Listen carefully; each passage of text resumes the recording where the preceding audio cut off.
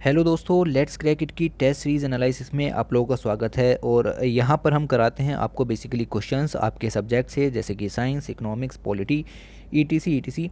और ये सब आपके हिंदी भाषा में हम लोग यहाँ पर डिस्कस करते हैं। जो लिखी हुई भाषा है वो इंग्लिश होती है, बट जो डिस्कस करते हैं वो हिंदी में करते हैं। क्वेश्चन एकदम स्टैंडर्ड होते हैं, जैसा कि यूपीएससी पूछता है। लोकल क्वेश्चंस यहाँ पर नहीं उठाए जाते। आपके सब्जेक्ट से भी क्वेश्चन होते हैं और एक्स्ट्रा क्वेश्चंस भी यहाँ पर लिए जाते हैं। तो ये सब आपके लिए एक तरीके से टेस्ट सीरीज़ की तरह है, और ऑफ कोर्स बिल्कुल फ्री ये आपके लिए तो है ही। तो आइए फिर डिस्कशन स्टार्ट करते हैं। उससे पहले आपका काम है इसका वीडियो को लाइक करना, शेयर करना अपने दोस्तों के साथ, और सब्सक्राइब करना अगर आप नए हैं चैनल पर। तो पहला क्वेश्चन की तरफ चलते हैं। तो आपको पता चलता है कि पहला क्वेश्चन पूछ रहा है, which of the following factor contributed to the decline of the Portuguese in India. आपको बताना है कि कौन से कारण हैं जो इंडिया में पुर्तगाल साम्राज्य के डिक्लाइन का कारण बने, पतन का कारण बने। पहला, the rise of Maratha, the religious policies of the Portuguese, Portuguese की धार्मिक जो पॉलिसीज़ थी वो, rivalries with British and Dutch companies. तीन ऑप्शंस दिए हैं। बहुत ही सिंपल क्वेश्चन आपको यहाँ पर ट्राई करना है। बेसिक क्वेश्चन ही हम उठाते हैं, कोई हार्ड क्वेश्चन उठा करके आपको डराने का काम हमारा नहीं है। कोड आपके सामने ये रहे, आपको बताना है कि इनमें से कौन सा कथन यहाँ पर सही है। पहले एक्सप्लेनेशन देखेंगे, उसके बाद यहाँ पर वापस आएंगे, फिर डिस्कस करेंगे। बताइए, ट्राई कीजिए वीडियो पॉज करके। ओके, तो एक्सप्लेनेशन की तरफ बढ़ते हैं। देखिए, 18वीं सेंचुरी की बात है। आपको पता है कि पुर्तगीज़ इंडिया में सबसे पहले आए थे, और 18वीं सेंचुरी तक ये लोग अपना कमर्शियल इन्फ्लुएंस यहाँ पर खो चुके थे। कुछ रह गए थे जो इंडिविजुअली कैपेसिटी रखते थे, अपने ही दम पर काम कर रहे थे, बट इतना बड़ा इनका जो कमर्शियल ट्रेड है वो यहाँ पर नहीं बचा था। एकदम माइन्यूट ट्रेड देखने को मिला था। Many took to piracy and robbery, etc. The decline of the Portuguese was brought about by several factors. The local advantages gained by the Portuguese in India were reduced with the emergence of the powerful dynasties. Egypt, Persia, north India के अंदर बहुत ही powerful dynasties यहाँ पर उभर के आ रही थी, जिन्होंने पुर्तगीज़ की जो पावर थी उसको यहाँ पर ख़त्म कर दिया। और जो एडवांटेजेस वो लेता हुआ आ रहा था वो एडवांटेजेस अब नहीं ले पा रहा था, because of the emergence of the powerful dynasties like the Egypt, Persia और द नॉर्थ इंडिया। और right, the rise of the turbulent Marathas as their immediate neighbours, और उनके पास में ही मराठाज भी यहाँ पर देखने को मिले। पुर्तगीज़ की फैक्ट्रीज जहाँ पर थी, मराठाओं का साम्राज्य भी वहाँ पर ही विस्तृत हुआ। तो ये चीज़ें देखने को मिली, और मराठाओं ने यहाँ पर पुर्तगीज़ शक्ति का पतन का कारण बने। एक कारण यहाँ पर मराठाज भी थे। ठीक है, एक तो आपको ये याद रखना है। आपको यहाँ से दूसरा भी मिला, इजिप्ट, पर्सिया और नॉर्थ इंडिया के अंदर पावरफुल डायनेस्टीज़ का इमरजेंस। ठीक है, दो कारण आपको मिले। अच्छा, the religious policies of Portuguese, जैसे कि जेsuits की एक्टिविटीज़, ठीक है, जो and gave rise to the political fear. वो क्या करते थे, antagonism for the Muslim aparts, मुस्लिमों से ज़्यादा नाराज़गी। The Portuguese policy of conversion of the Christianity made Hindus also resentful. और जो पुर्तगीज़ का मेन काम था क्रिश्चियनिटीज़ में परिवर्तन करना, अब वो यहाँ पर ज़्यादा हानिकारक रहा फॉर द हिंदूज़ और द मुस्लिम्स, ईटीसी ईटीसी। ठीक है, तो ये चीज़ें भी यहाँ पर इनकी दिक्कत कर गई। जो पुर्तगीज़ की रिलीजियस पॉलिसीज़ थी वो भी यहाँ पर उनका साथ नहीं दे पाई। अच्छा, और क्या कह सकते हैं। देखिए, पुर्तगीज़ इंडिया में आए थे तो ट्रेड करने के लिए आए थे, और उनकी जो मोनोपोली रही यहाँ पर लगभग 100-150 साल तक, वो ज़्यादा दिन तक छिपी नहीं रही। पुर्तगीज़ के बाद जो इंग्लिश हैं, डच हैं, उन्हें भी सी रूट का रास्ता पता लगा कि इंडिया जाने का कोई रास्ता है, और ऐसे ऐसे यहाँ वहाँ पहुँचा जाएगा, ये सब करेंगे। वो भी आए बाद में ओशियन नेविगेशन करते हुए, and new trading communities from Europe arrived in India. अब नई ट्रेडिंग कम्युनिटीज़ आई हैं तो राइवलरी तो बढ़ेगी उनके बीच में। In this struggle Portuguese had to give way to the more powerful and enterprise companies. अपनी सारी पावर ट्रांसफ़र करनी पड़ी इंग्लिश को, अंग्रेज़ों को। और the Dutch and the English had greater resource and more compulsions to expand overseas, and they overcame the Portuguese resistance one by one. The Portuguese possession fell into its opposition. तो Dutch और English ने आकर के Portuguese की सत्ता को यहाँ पर समाप्त किया। तो एक कारण उनकी जो पतन का था वो ये भी था। तो चार कारण आपको यहाँ पर पता लगे। एक तो डच और इंग्लिश का इमरजेंस, दूसरा आपको पता लगा उनकी रिलीजियस पॉलिसीज़, एक तीसरा कारण आपको पता लगा मराठा उसका उदय, और फिर इजिप्ट और पर्शिया में पावरफुल डायनेस्टीज़ का उदय होना। तो यहाँ पर द राइज ऑफ मराठा, जी हाँ बिल्कुल सही है। रिलीजियस पॉलिसीज़, जी हाँ बिल्कुल सही है। Rivalries with British and Dutch companies, obviously बात है, ये भी बिल्कुल सही है। तो डी ऑप्शन आपका सही हो जाता है। इस तरह के क्वेश्चंस पहले देखे जा चुके हैं। ओके, तो इस क्वेश्चन का आंसर आपका डी हो गया। और अगले क्वेश्चन की तरफ बढ़ते हैं। और राइट, ये देखिए, आपको कुछ स्टेटमेंट दिए गए हैं पॉलिटी की बुक से। आपको पता है कि लोकल गवर्नमेंट से हर साल क्वेश्चंस आ रहे हैं, तो लोकल गवर्नमेंट के ऊपर यहाँ पर क्वेश्चन पूछा गया है। Each village demarcated as per the census must have its own dedicated gram sabha and the gram panchayat. हर एक विलेज के अंदर एक ग्राम सभा और एक ग्राम पंचायत होनी अनिवार्य है, ठीक है। Anyone who is eligible to vote in the Lok Sabha elections from a particular village can also vote in the gram panchayat elections. एक व्यक्ति जो लोकसभा में इलेक्शन में वोट करने के लिए तैयार है, वो ग्राम पंचायत में वोट भी कर सकता है। All such voters mentioned in statement 2 are members of the gram sabha. ये जो वोटर्स के नाम मैंने यहाँ पर लिए लोकसभा के और द ग्राम सभा पंचायत के, ये सभी मेंबर होते हैं ग्राम सभा के।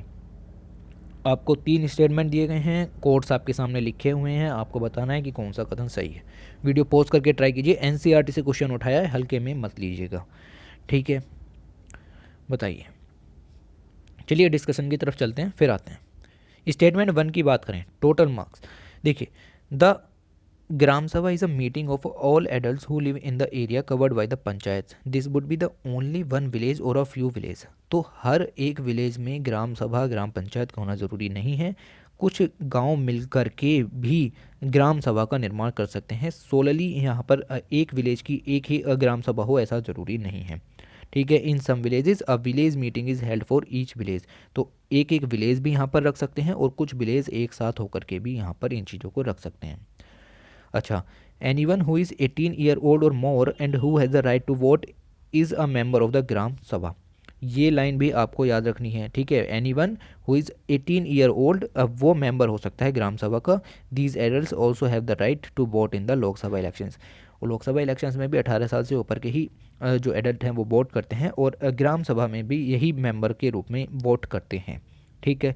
तो ये कुछ चीज़ें आपको एनसीईआरटी से याद रखनी है, एनसीईआरटी से उठाई गई है, इसमें कुछ भी यहाँ पर डरने की बात नहीं है। अच्छा, जो आपका कोड है वो दूसरा सही हो जाता है। कहने का मतलब है 2 और 3। पहला सही नहीं है क्योंकि ईच विलेज के अंदर ऐसा कोई कंपल्सन नहीं है कि वो हर एक विलेज के अंदर होगी। कुछ विलेज एक साथ इकट्ठे होकर के भी यहाँ पर बना सकते हैं, ठीक है। ये कथन दूसरा और कथन नंबर तीसरा, ये दोनों कथन सही हैं। लोकसभा के लिए और ग्राम पंचायत इलेक्शंस के लिए सेम ही एज है, यहाँ पर 18 ईयर की एज है, ठीक है। All such voters mention in statement 2 are the members of gram sabha. Gram सभा के मेंबर्स भी 18 साल के ही होते हैं। तो ये तीनों जो बातें हैं ये सब आपको याद रखनी है, और राइट। तो इसका जो यहाँ पर कोड है वो हो जाता है 2 और 3 ओनली। ओके, एनसीईआरटी का क्वेश्चन अगली बार फिर बता दूँ। आगे बढ़ें अगले क्वेश्चन की तरफ। चलिए, ये बताइए, 2019 का एडिशन था sustainable development goals gender index. अभी तक क्वेश्चन नहीं आया है पर आने के पूरे चांसेस हैं। India performs most poorly in which of the following categories of the index. Categories आपको याद होनी चाहिए कौन कौन सी होती हैं, अभी डिस्कस भी करेंगे कौन कौन सी होती हैं। बट आपको बताना है कि एसडीजी की 2019 के एडिशन में निम्न में से कौन से जो आपका कैटेगरी है उसमें इंडिया ने वर्स्ट परफॉर्मेंस दिया। बताइए कौन सी कैटेगरी में। चलिए डिस्कशन की तरफ चलते हैं, फिर वापस आएंगे। डेवलप्ड की जाती है बाय द इक्वल मेजर्स 2030। आपको पता है सस्टेनेबल डेवलपमेंट गोल नंबर में 17 हैं और इनको 2030 तक पूरा करना है। जॉइंट एफर्ट है regional and global organizations, that is African women's development communication network, Asia Pacific resource and research centre for women, Bill and Melinda Gates foundation, ETC. इन लोगों का कंबाइंड ये आपका इंडेक्स निकालते हैं। It accounts for 14 out of 17 sustainable development goal. आपको बताया गया कि 17 सस्टेनेबल डेवलपमेंट गोल्स होते हैं, उनमें से 14 गोल्स को ये कवर करने की कोशिश यहाँ पर करती है इंडेक्स, ठीक है। That cover aspect such as the poverty, जैसे कि poverty removal sustainable development goal number 1। Health है गोल नंबर 3 आपका आ जाता है। Education, education is quality education is goal number 4 और the literacy ETC ETC. Equality की बात होती है गोल नंबर 5 में, और गोल नंबर 10 में इनइक्वलिटी की बात है। तो ये सारी चीज़ें ये लोग यहाँ पर काउंट करते हैं सस्टेनेबल डेवलपमेंट इंडेक्स के अंदर। Okay, alright. A score of 100 reflects the achievement of gender equality in relation to the targets set for the each indicator. It means, for example, that 100% of girls complete secondary education, or that there is around 50-50 parity for women and men in the parliament. 100% reflection होने का मतलब ये है कि यहाँ पर जो gender equality है वो 100% है। गर्ल्स जो हैं वो सेकेंडरी एजुकेशन तक क्वालिफाई कर रही हैं, और पार्लियामेंट में 50-50 के रेशियो में मैन और वुमेन का रेशियो है। Score of 50 signifies that a country is about half way to meeting the goals. तो इस तरह के रेशियोज़ भी यहाँ पर डिफाइन किए जाते हैं। इंडिया की बात करें तो इंडिया की rank I 95 out of 129 countries. ठीक है, इंडियाज़ हाईएस्ट गोल था ऑन द हेल्थ, यानी हेल्थ सेक्टर में हम अच्छा कर रहे हैं, हंगर रिमूवल में भी अच्छा कर रहे हैं, एनर्जी सेक्टर में भी हम अच्छा कर रहे हैं। It's lowest goal score are on partnerships, okay, and industrial infrastructure and innovation and climate. Some of India's lowest score on indicator include the proportion of seats held by the women in the national parliament, on a seat held by women in the supreme court 4% India is score the. Okay, इतना ज़्यादा score आपको याद नहीं रखना। आपको क्या याद रखना है? आपको ये याद रखना है, पार्टनरशिप्स में और the industrial infrastructure and innovation में हमारी रैंक अच्छी नहीं है। ठीक है, तो ये कुछ इंडिकेटर्स भी आप लोग यहाँ पर याद रख लीजिए। ग्लोबल फाइंडिंग्स की बात करें तो world is far from achieving gender equality with 1.4 billion girls and womens living in the country get a very poor grade. The global average score of 129 countries represents 95 of the world's girls and womens is 65.7 out of 100 poor in the index. तो ये situation poor बताई गई है, और score भी काफ़ी ज़्यादा अच्छा नहीं है। ठीक, तो इस के आंसर की तरफ चलें तो आपको यहाँ से पता लगता है कि एसडीजी के अंदर हमारी इंडेक्स हंगर, क्लाइमेट और हेल्थ में अच्छी है। ठीक है, but industrial infrastructure and innovation में हमारी जो परफॉर्मेंस है वो ज़्यादा अच्छी नहीं है। तो ये कैटेगरी यहाँ पर इसका आंसर हो जाती है, ये हमारा जवाब नहीं। ये 2019 का जो है आपसे पूछा गया है, 2020 का या 21 का भी आपसे पूछा जा सकता है, तो इस पर कंटिन्यूसली निगाह बनाए रखिए। ठीक है, ऑलराइट।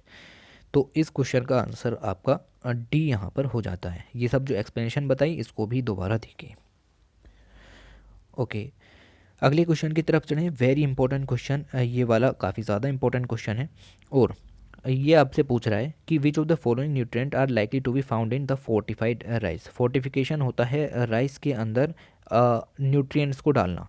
जैसे कोई भी खाद्य पदार्थ है, कोई भी फूड आइटम है, उसके अंदर न्यूट्रिएंट की कमी है तो उसके अंदर फोर्टिफिकेशन के थ्रू न्यूट्रिएंट्स डाले जाते हैं। ठीक है, but are not found in the most variety of a regular rice. तो कौन से ऐसे न्यूट्रिएंट हैं जो नीचे दिए गए हैं जो फोर्टिफाइड राइस में पाए जाते हैं बट रेगुलर राइस में नहीं पाए जाते, जो कि आप बेसिकली घर पे कंज्यूम करते हैं? बताइए, इन चार में से कौन से हैं ऐसे? करेक्ट आंसर आपको यहाँ पर चूज़ करना है। कोट्स आपके सामने लिख, क्वेश्चन थोड़ा सा हार्ड है, ठीक है, बट अच्छा है। ठीक है, ट्राई कीजिए। ओके, एक्सप्लेनेशन की तरफ चलते हैं। ओके, देखिए, regular milled rice is low in micro nutrients. जो सीधे माइल्स से राइस निकलता है उसमें माइक्रो न्यूट्रिएंट्स की कमी देखने को मिलती है, इसलिए उसका किया जाता है फोर्टिफिकेशन, उसमें न्यूट्रिएंट्स को डाला जाता है। And serve the primary source as a carbohydrate only, और कार्बोहाइड्रेट का ही बेसिकली सोर्स होते हैं। The fortification of rice is a major opportunity to improve nutrition. गौर फरमाइए, to improve the nutrition level. Whole grain version like brown rice include fiber, vitamin B1, जिसको thiamine कहते हैं, vitamin B6, magnesium, phosphorus, selenium, manganese. B12 is not found in rice but only in animal products। ये line काफ़ी important हो जाती है। B12 is not found in rice but only in the animal products. तो B12 नहीं पाया जाता rice में, वो सिर्फ एनिमल प्रोडक्ट्स में पाया जाता है। Fortified rice can contain vitamin A, vitamin B1, vitamin B12, folic acid, iron and zinc. और फोर्टिफाइड राइस के अंदर ये वाले विटामिन पाए जा सकते हैं, फोलिक एसिड पाया जाता है, आयरन एंड जिंक डाला जाता है, जिससे कि न्यूट्रिशन की कोई कमी ना रहे। और जो मिड डे मील्स के लिए खाना जाता है उसमें भी फोर्टिफाइड राइस की बात हो रही है कि उनको फोर्टिफाइड राइस कंज्यूम कराया जाए। फोर्टिफिकेशन आपको पता है कि ये प्रैक्टिस है of deliberately increasing the content of essential micronutrients, ठीक है, जैसे विटामिन है या मिनरल्स हैं ETC in a food so as to improve the nutritional quality of the food supply and provide a public health benefit. Okay, जब nutritional quality बढ़ेगी तो sustainable development goals को हासिल करने में आसानी होगी with minimal risk to health पर रिस्क ना पहुँचे। जैसे हेल्थ का रिस्क रहता है जीएम फूड के अंदर, ऐसा रिस्क यहाँ पर ना रहे। Rice fortification is the practice of increasing the content of essential micronutrients in rice and to improve the nutritional quality of the rice. तो राइस के फोर्टिफिकेशन के थ्रू हम उसमें न्यूट्रिशनल क्वालिटी को बढ़ा देते हैं राइस की, और माइक्रोन्यूट्रिएंट्स की जो कमी है उनको पूरा करते हैं फोर्टिफिकेशन के थ्रू। ये हमने फोर्टिफिकेशन की आपको डेफिनेशन भी कवर कर दी, ठीक है। तो इस क्वेश्चन का आंसर आपका ए हो जाता है, ठीक है। ए कहने का मतलब ये है ओनली 4। तो ये वाला जो विटामिन B12 है ये मैंने आपको बताया कि ये फोर्टिफाइड राइस में पाया जाता है, बट रेगुलर राइस में नहीं पाया जाता। फोर्टिफाइड राइस की बात करें तो मैंने बताया vitamin A, vitamin B1, vitamin B12 और folic acid, iron and zinc are the source of fortified rice. तो A, B1, ठीक है। तो इस तरह से ये चीज़ें आपको देखते हुए चलना है। और ये आपका रेगुलर राइस के अंदर नहीं पाया जाता। रेगुलर राइस के अंदर B1 भी पाया जाता है, फोर्टिफाइड के अंदर भी B1 पाया जाता है, तो इन चीज़ में कंफ्यूज मत होइएगा, ठीक है। Alright, magnesium and phosphorus only present in the regular rice as you can see here. Okay, तो B1 के अंदर कंफ्यूज मत होइए। आगे चलें अगले क्वेश्चन की तरफ। आपको बताना है वल्चर रेस्टोरेंट्स के बारे में। एक नया इनिशिएटिव है। With reference to the vulture restaurants consider the following statement. They are the feeding sites for vultures where non toxic poison free meat and carcasses are provided for vultures. Vultures को non toxic poison free meat provide किया जाता है इन restaurants के अंदर। They are unique to India. Unique to India का मतलब है या तो इंडिया में ये बने हैं या इंडिया से इनका जो इनिशिएटिव है वो शुरू हुआ है, या फिर ये सिर्फ इंडिया में ही पाए जाते हैं। And are set up by the wildlife institute of India across the country. और wildlife institute of India ने इसको बनाने का, कह सकते हैं, इसको बनाने का प्रोग्राम लॉन्च किया है। पहला वल्चर रेस्टोरेंट जो है वो एस्टेब्लिश हुआ है अभी अभी पिंजौर हरियाणा के अंदर। तो वेरी इंपॉर्टेंट क्वेश्चन, आपको बताना है कौन से स्टेटमेंट सही हैं, ठीक है। कोट्स आपके सामने ये रहे, बताइए कि कौन से कथन यहाँ पर सही हैं। क्या हरियाणा के अंदर एस्टेब्लिश हुआ है पहला वल्चर रेस्टोरेंट? ऑलराइट, चलिए एक्सप्लेनेशन की तरफ चलते हैं, फिर वापस आएंगे। एक वल्चर रेस्टोरेंट साइट होती क्या है? Where the carrion is deposit for endangered vulture. आपको पता है कि वल्चर्स की प्रजाति खत्म होती चली जा रही है, उनको प्रोवाइड करना है non toxic poison free. Basically जो डाइक्लोफेनाक होती है वो दिक्कत कर रही है वल्चर्स के लिए, और उनकी संख्या को यहाँ पर धीरे धीरे कम करती चली जा रही है। तो यहाँ पर हम उन्हें प्रोवाइड करते हैं non toxic poison free meat and the carcass, उनको खाने के लिए, ताकि वो बचे रहें। एंडेंजर्ड जो ख़त्म होते चले जा रहे हैं वो उस कैटेगरी से बाहर रहें। Vulture restaurants can also be called feeding sites, feeding skips and vulture safe zone. Vulture safe zone, आप इस नाम को याद रखिए, आप एसेज में भी यूज़ कर सकते हैं। The survival of vulture is some areas threaten by the variety of circumstances including the loss of habitat. एक तो रहने की जगह नहीं है, लॉस ऑफ हैबिटेट तो बहुत सारे एनिमल्स के लिए यहाँ पर कारण बन रहा है उनके एंडेंजर्ड होने का। Diminish food sources, food source भी नहीं है। In Nepal vulture deaths have been caused by the injection of diclofenac. तो डाइक्लोफेनेक के कारण यहाँ पर वल्चर्स का एंडेंजर्ड देखने को मिलता है, उनकी प्रजाति खतरे में है। An anti inflammatory medicine use to treat cattle on whose carcasses the vulture feed. तो कैटल्स को खिलाने के लिए ये डाइक्लोफेनेक यूज़ होती है, बट जब वो कैटल मर जाता है तो फिर उसको वल्चर ही कंज्यूम करते हैं, और इनडायरेक्टली वो वल्चर्स के अंदर चली जाती है। The goal of vulture restaurant is to provide a safe source of food. तो यहाँ पर वर्ड इंपॉर्टेंट हो जाता है safe, to combat these threats in areas where vultures are known to roost, ठीक है। तो हम यहाँ पर वल्चर्स को बचाना चाहते हैं, इसके लिए उन्हें non toxic poison free meat हमें कंज्यूम कराना पड़ेगा। The first restaurant was built in South Africa in 1966। तो ये चीज़ इंडिया में बिल्कुल भी यूनिक नहीं है, ये पहले 1966 में खुला था। तो ना तो ये इंडिया का ओरिजिन है, ना ही इंडिया में है सिर्फ, ठीक है। Vulture restaurants operate in A number of countries, जैसे नेपाल ने भी ये इनिशिएटिव लिया है, इंडिया यहाँ पर अब ऐड हो गया, Cambodia, South Africa, Swaziland, Spain, ETC. The Phansad wildlife sanctuary in Madhya Pradesh, India's first ever vulture restaurant. तो very important, the Phansad wildlife sanctuary का नाम याद रखिएगा, मध्य प्रदेश यानी महाराष्ट्र के अंदर, सॉरी हम अगर मैंने मध्य प्रदेश बोला हो तो, अब महाराष्ट्र के अंदर ये है, India's first ever vulture restaurant, ये यहाँ पर है, ठीक। तो इसी के साथ जो आपका आंसर है वो सी हो जाता है। देखते हैं ओनली वन, ठीक है। ओनली वन का मतलब ये है कि हाँ हम इन्हें नॉन टॉक्सिक फीड जो है वो कराना चाहते हैं ये, लेकिन ये यूनिक नहीं है इंडिया के। सबसे पहला साउथ अफ्रीका में खुला था, और जो अभी अभी खुला है वो हरियाणा में नहीं खुला है, वो आपका खुला है महाराष्ट्र के अंदर। फंसाद वाइल्ड लाइफ सेंचुरी का नाम आपको याद रखना है, ठीक है जी। तो ये छोटी छोटी सी चीज़ें हैं जो कि आपको इसके अंदर याद रखनी है। ओके, तो इसका आंसर यहाँ पर हो जाता है सी, ओनली वन। ओके, अगले क्वेश्चन की तरफ चलते हैं।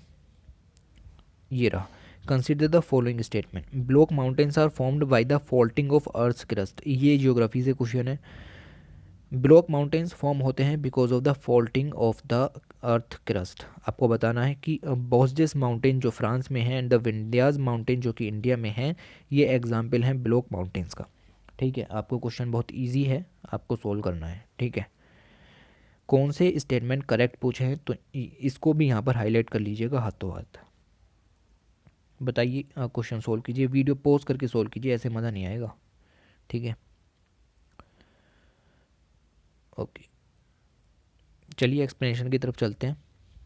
देखिए, when the earth's crust bending folding occurs, जब अर्थ की क्रस्ट बेंड होती है तो फोल्डिंग ओकर्स होती है, but when it cracks fault occurs होता है। तो जब क्रैक होता है तब फोल्ड होता है, जब बेंड होता है तो फोल्डिंग होती है, इनमें कंफ्यूज नहीं होना। Block mountains are created when large areas or blocks of earth are broken and displaced vertically, ठीक है। अभी देखेंगे हम इसके बारे में और explanation. Fault block mountains are formed by the movement of large crustal blocks when force in the earth's crust pull it apart, tension and bedrock is split into the two parts with the tectonic activity। ये सब आपकी समझ में नहीं आया, मैं समझाता हूँ आपको अलग तरीके से। आप पहले ये देखिए कि ये देखिए, block mountains are formed when two tectonic plates move away from each other causing cracks, ठीक है, on the surface of the earth. When parallel cracks और fault occurs, the strip of land and block of the land between them may raised, resulting in the formation of block mountains। Example हैं Black Forest and Vosges of Rhineland. तो ये examples आपको याद रखने हैं, ठीक है। ब्लैक फॉरेस्ट और बॉस्जेस रेनलैंड फ्रांस के अंदर जो आपके एग्जिस्ट करते हैं, ठीक है। Block mountains are also called the fault block mountains, ठीक है, because they are formed due to the faulting as a result of tensile and compressive forces. इस लाइन का मतलब समझिए, ये होता है कंप्रेशन फोर्स, हमने इसको दबाया, दबाने के बाद यहाँ पर क्रैक्स आ गए, फॉल्ट पड़ गया, फॉल्ट पड़ने के बाद बीच का ब्लॉक ऊपर उठ गया, जब बीच का ब्लॉक ऊपर उठ गया तो ये बन गया आपका ब्लॉक माउंटेन और साइड में बन गई रिफ्ट वैली, ठीक है। इस तरह का होता है टेंशनल फोर्स। अगर हम इसको साइड में खींचें तो ये जो बीच का हिस्सा टूटा है ये नीचे की तरफ आपका धंसेगा, नीचे की तरफ धंसा तो बीच में बन गई आपकी रिफ्ट वैली और दोनों तरफ बन गए आपके ब्लॉक माउंटेन्स, ठीक है। तो इस तरीके से आपको याद रखना है, और ये सब जो क्रिया है वो फोल्टिंग की क्रिया है, ठीक है, ना कि फोल्डिंग की, ठीक है। ये चीज़ें आपको याद रखनी है। Block mountains are surrounded by the faults on either side of the rift valley or the grabens. The uplift block are termed as horst and the lower block are the graben. तो ये जो ऊपर का part है इसको कहते हैं host, और जो नीचे धस गया पार्ट उसको कहते हैं ग्रेबन, ठीक है। तो ये दोनों टर्म भी आपको याद रखनी है, बेसिकली कई बार पूछी जा चुकी हैं। तो यहाँ पर आपका जो आंसर है वो सी हो जाता है। इस इमेज को आप बिल्कुल लर्न कर लीजिए, एकदम कहीं पर भी दिक्कत नहीं आएगी, ठीक है।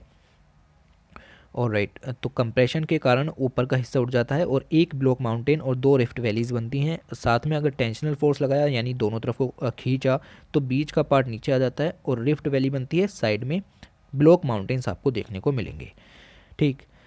तो इसका आंसर हो जाता है आपका सी। दोनों सही हैं। ब्लॉक माउंटेन्स फोल्डिंग के कारण ओकर होते हैं। फोल्डिंग दो तरह की आपकी हो गई। अब फोल्डिंग तो एक ही तरह की होगी, बट एक टेंशन के कारण और एक कंप्रेशन के कारण, ठीक है।